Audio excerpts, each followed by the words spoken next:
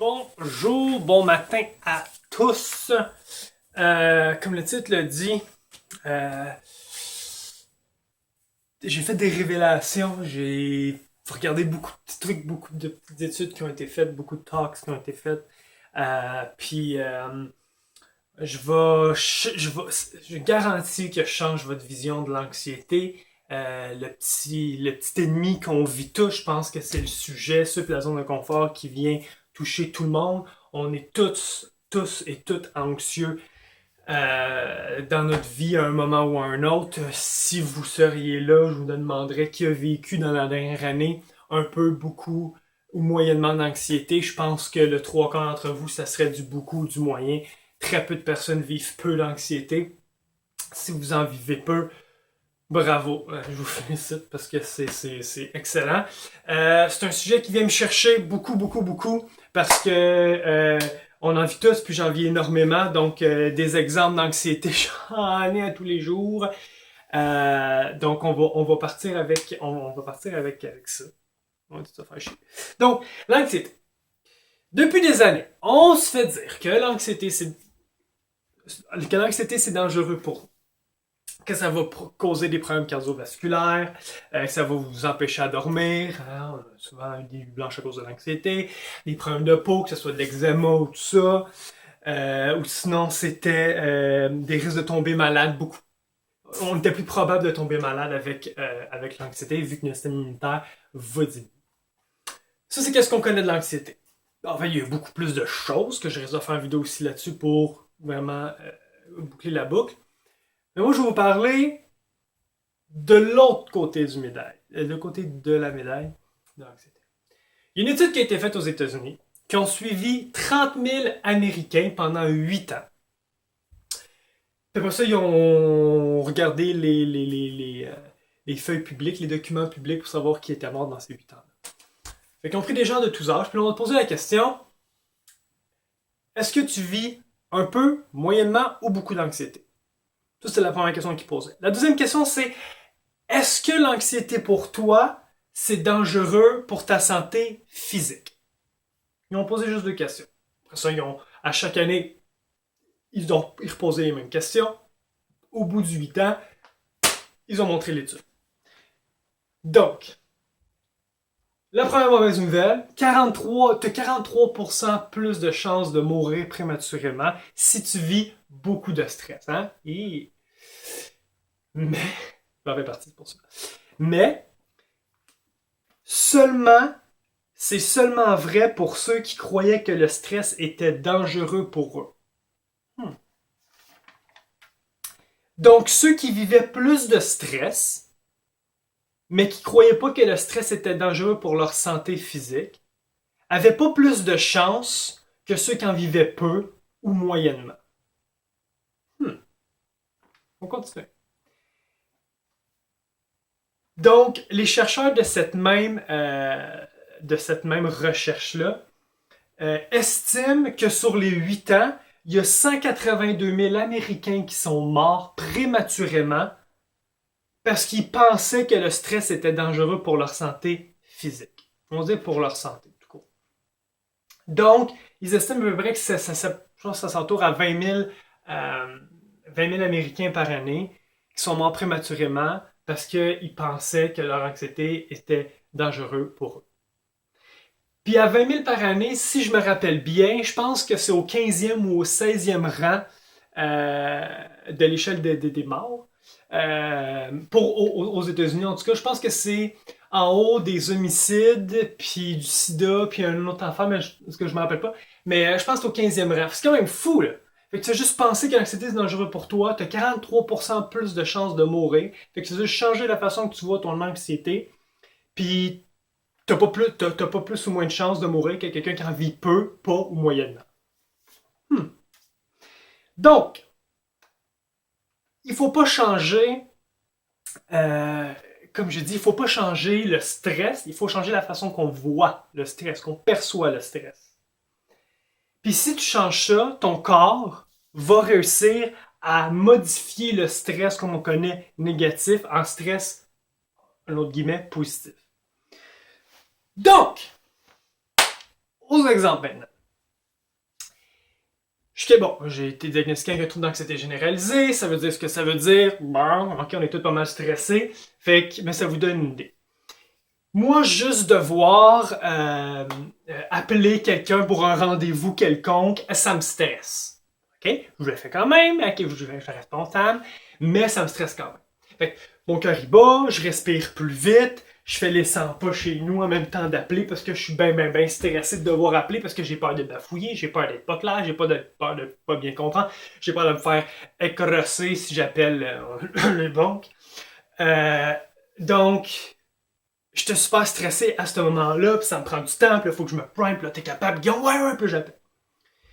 Donc, à place de voir moi qui respire plus vite, mon cœur qui bat, mais sans pas, puis tout ça, à place de le voir négatif, on va le changer en positif. On va voir ça va donner quoi.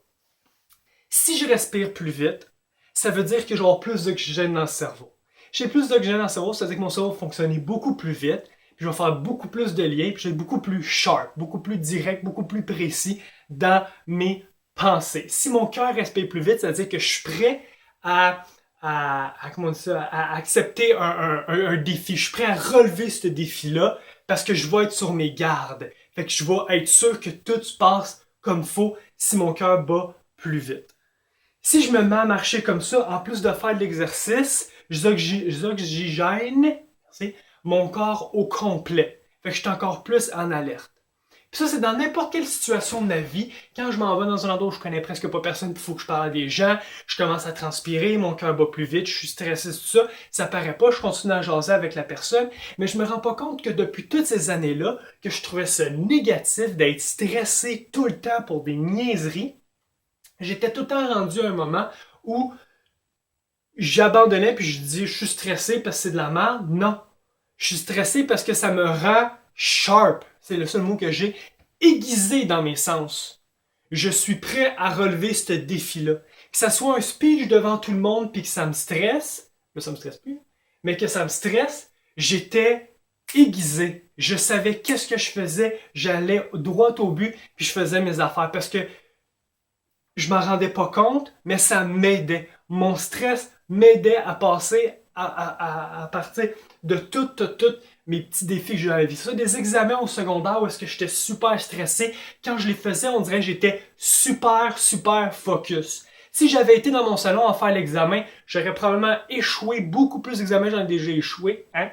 Mais parce que j'étais trop écrasé, j'étais pas stressé, c'est correct, on le fait puis ça finit là. Non, j'étais aiguisé dans mes pensées et j'étais concentré. Puis le stress m'a beaucoup aidé partout, tout le temps, pour ça justement. Donc, voyez votre stress différemment. Quand vous êtes stressé pour une entrevue, quand vous êtes stressé à rencontrer une nouvelle personne, que ce soit une conjointe, un ami, des collègues de travail, peu importe, dites-vous que vous allez être aiguisé dans vos pensées. Vous allez être aiguisé dans vos réactions, votre instinct. Vous allez être une meilleure version de vous-même en version adrénaline, en version j'ai peur. Ça fait peur, mais je vais réussir, puis je suis capable, puis tu vas pouvoir défoncer des murs comme ça. Ton stress t'aide beaucoup plus que tu le penses. Fait que demain ou après-demain, ceux qui ont vu cette vidéo-là, quand vous êtes stressé à un moment X, faites juste voir votre stress différemment. Faites juste vous dire, hey, là, je suis stressé de rencontrer cette gang-là, mais je vais être sharp. Je vais être super concentré sur la situation. Je vais pouvoir écouter tout le monde, faire des liens avec tout le monde, commencer à parler, puis tout ça. Puis le stress rembarque, je vais être encore plus sharp. Plus aiguisé, on va parler un peu français. Je vais être encore plus aiguisé que je l'étais. Donc, juste voir le stress différemment, que c'est positif pour vous, ça va vous aider énormément. Et ce qui est important, c'est que le stress, pourquoi c'est dangereux pour le corps, ça a tout, dangereux pour les problèmes cardiovasculaires, c'est toute une question avec tes globules rouges. C'est pas un cours de biologie, je ne vais même pas embarquer là-dedans, mais quand tu es stressé, tes globules rouges deviennent plus gros. On va dire ça de même. Puis les chercheurs, ils ont fait un test, d'autres chercheurs qui ont fait le même test, ils ont pris deux groupes de personnes. Le premier groupe de personnes devait faire un speech devant tout le monde. Il y avait des gros spotlights dans le visage, grosses lumières dans le visage. puis il y avait des gens en avant qui étaient tout le temps dans le négatif, non verbal, puis qui étaient jamais d'accord avec ce que la personne disait. Donc c'est vraiment stressant. Les personnes commençaient à suer, les mains commençaient à être moites, le cœur pompait, la respiration commençait à être difficile ou vraiment, vraiment, vraiment, vraiment plus vite. La plupart des gens, ça se ressemblait plus à une question de la panique. Donc le stress se transforme un petit peu plus en panique. Le deuxième groupe de personnes devait faire exactement la même chose. Ils devaient faire un speech devant tout le monde, avec les lumières dans le visage, les gens en avant qui regardent. Puis les gens qui ont fait le test, puis les gens qui ont fait ça, avant d'avoir fait le speech devant tout le monde, les chercheurs sont allés les voir puis ont expliqué la recherche que je viens de vous expliquer. Ils ont dit, voyez votre stress différemment. Ils ont un peu entraîné à voir le stress différemment. Donc, si ton cœur bat, c'est que tu es prêt à relever un défi. Si tu respires plus vite, tu as plus d'oxygène dans le cerveau. Si tu m'as, peu importe, c'est que tu es rendu plus aiguisé, tu es plus concentré, tu es prêt à relever le défi X. Les gens qui ont fait le speech, il y a des gens qui ont super bien fait, des gens qui n'ont pas bien fait, comme dans l'autre groupe. Mais la différence, c'est que eux, leur stress se représentait plus pour de la joie ou du courage que ceux qui étaient, leur stress s'est transformé en panique. Juste la façon qu'ils voyaient leur stress a changé un stress en joie et en courage. Puis dites-vous que c'est un peu ça. Quand on est super joyeux, notre cœur pompe super vite, on respire plus vite, on dirait qu'on se dit pas que c'est du stress. Fait que le stress puis la joie, ça se représente vraiment, vraiment, vraiment, vraiment proche. Puis le courage. Donc, ça va être à vous à voir le stress différemment. Je continue, je finis avec ça parce que je veux pas que ça soit trop long. Donc, on a vu l'oxytocine. L'oxytocine, je vais laisser un lien quelque part sur la page. L'oxytocine, en gros, rapidement, ça nous donne une envie de rapprochement physique avec les autres, ça solidifie les relations avec les autres, ça augmente notre empathie, ça augmente le goût d'aider et de soutenir les proches, les gens qu'on aime puis qu'on apprécie. Donc, dans des moments de grand stress, l'oxytocine est relâchée dans le cerveau pour que ton corps au complet veuille absolument être en rapprochement avec quelqu'un. Donc, le corps crée... En fait, on a quasiment été créé pour que quand on vit beaucoup de stress, on doit en parler au lieu de le garder. Ce que, entre autres moi, on fait jamais. Parce qu'on se dit, je ne veux pas déranger les autres, je ne veux pas faire... Mais le corps est créé pour que quand tu vis un grand stress, que tu l'exprimes, ton oxytocine va être relâchée, puis vraiment la sérotonine et la dopamine aussi. Mais ça, c'est un autre sujet. Donc, c'est ton stress qui veut... Faut que l'affaire la plus négative qu'on s'est fait dire depuis des années, c'est ton stress qui veut que tu sois avec les autres, que tu sois avec des gens que tu apprécies, puis des gens qui te supportent quand tu es stressé. Faut pas oublier aussi que le cœur a des récepteurs pour l'oxytocine, que quand c'est relâché dans le cerveau, après ça dans le cœur ressent l'oxytocine et il répare tous les dommages créés par le stress.